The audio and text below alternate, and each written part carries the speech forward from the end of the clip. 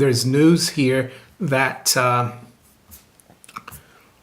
Trump plans to enact 25% tariffs on Mexico and Canada by February 1st. Yesterday, there was some rumors that he wasn't going to impose the tariffs right away. So the dollar really dropped sharply versus the euro and the pound. But this morning, for example, that has reversed somewhat. So that's the first effect of this move from President Trump.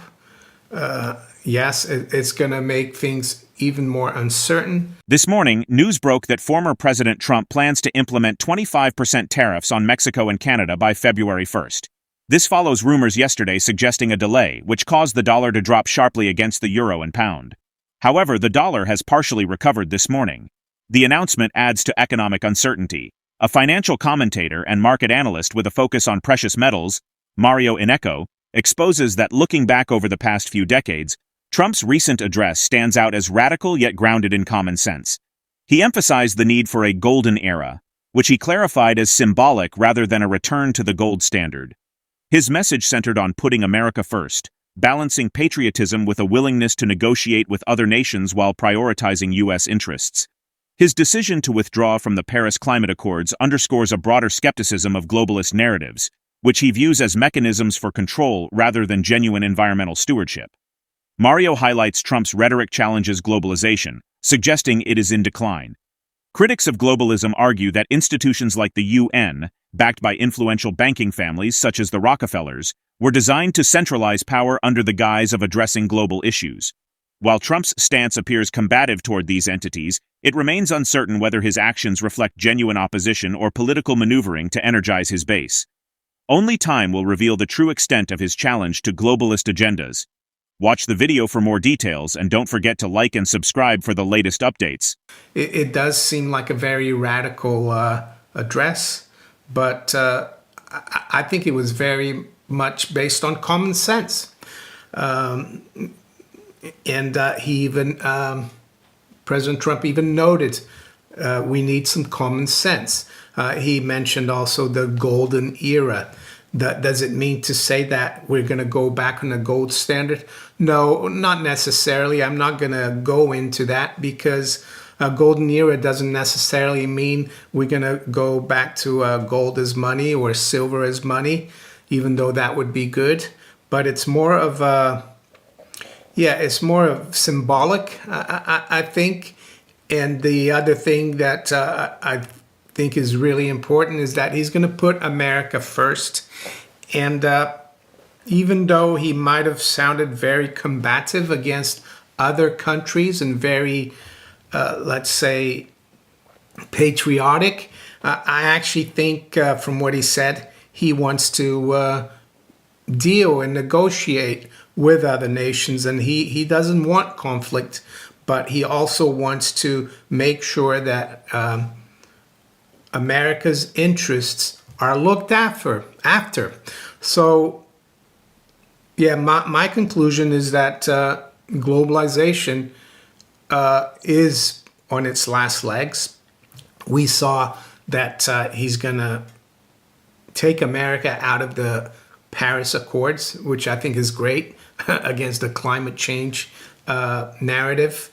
I've always spoken here about how the big bankers like the Rothschilds, the Rockefellers, they were the ones behind this environmental movement. They were the ones behind UNCED, which is the United Nations a group on environmental development. They first met in Rio de Janeiro in 1992. And why are the bankers so interested in this? Is it because they want to save the world and make everyone prosperous and happy? No, it's because they want to control you. And the only way the bankers and the globalists can control you is if they scare you into thinking there's a problem that is supranational, that is a world problem that needs like a world government, right? And what better place than the UN to institute that, world government? And don't forget, the UN was basically a continuation of the League of Nations.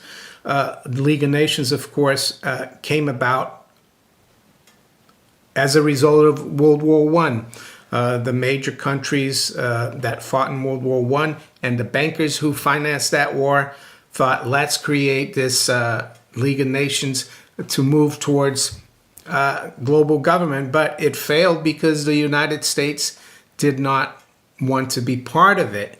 So with World War II, there was another chance, and they came up with the United Nations, which was, of course, funded by the Rockefellers and probably many other globalists. You can see here from this photo that one of the Rockefellers donated, I think, $8.5 million to the UN so they could build the headquarters in New York.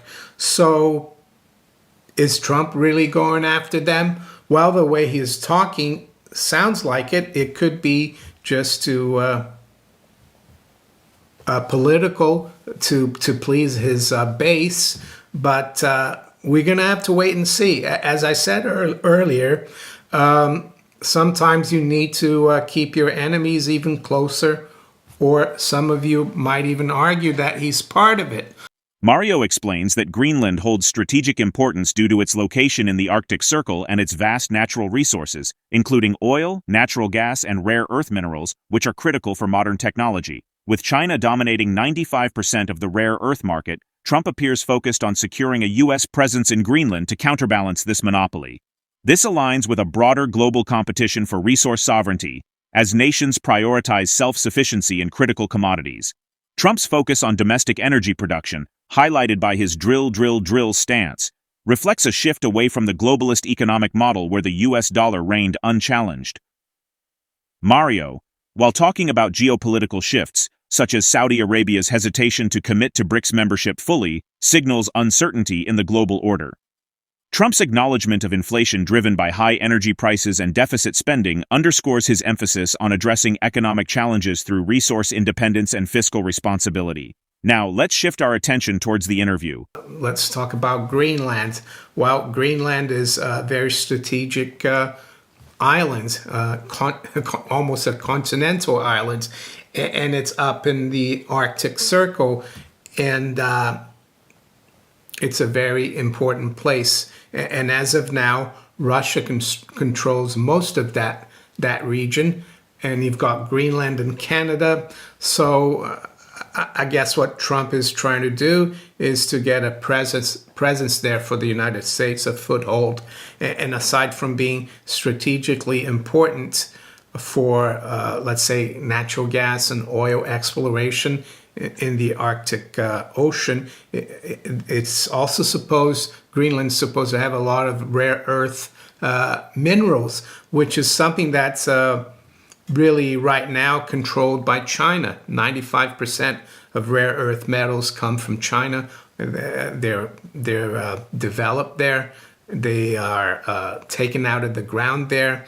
They've really got like a monopoly, and they're really important rare earth minerals in our modern economy in terms of technology. They're really essential. So I think that's what Trump's looking at. And I think he's ready to negotiate with the Chinese. I saw that he's going to talk about TikTok. So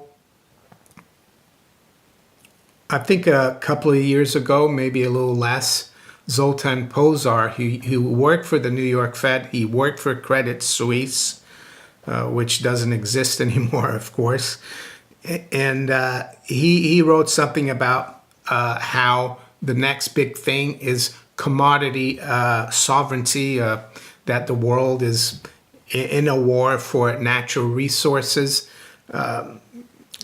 Unlike what the world was in back in the early 70s when the Secretary of the Treasury, John Connolly, said to some European counterparts that the dollar is our currency, but it's your problem. But so Zoltan said that yes, commodities are your problem now, kind of saying to the BRICS, saying to America, you've got to look after yourself now, because we are ganging up together here to protect our interests. We don't want to use your currency as much because you print it out of thin air. And I think that's what Trump is doing. He is reacting to that. And that's why he said yesterday in the inaugural address, drill, drill, baby, for oil and gas. Because he knows that, the globalist world where the dollar was accepted and not questioned, that's over. And I saw this morning as well that Saudi Arabia is still sitting on the fence in terms of the BRICS. Bloomberg just reported Saudi Arabia is still assessing BRICS membership. Minister says government was invited to join expanded BRICS group in 2023. Saudi says assessing many different aspects of membership. Well, you can bet the Saudis are concerned about the new president, and that's why they're sitting on the fence. Is this the end of the BRICS? I don't think so, but things are getting really interesting. Do I think Trump is going to be able to rein in inflation? Well, he did talk about inflation, that it was caused by the high energy prices and also by excessive or deficit spending. Trump's recent actions and rhetoric signal a strategic pivot toward resource independence, energy sovereignty, and a challenge to the globalist status quo. While his policies aim to prioritize U.S. interests and address economic challenges, their long-term impact on global dynamics and domestic stability remains to be seen. How might Trump's proposed tariffs on Mexico and Canada affect U.S. relations with these key trading partners? What steps could the U.S. take to reduce reliance on China for rare earth minerals? We'd love to hear your thoughts. Share them in the comments below. If you found this video helpful, give it a thumbs up and subscribe for more updates. Thanks for joining us on this journey.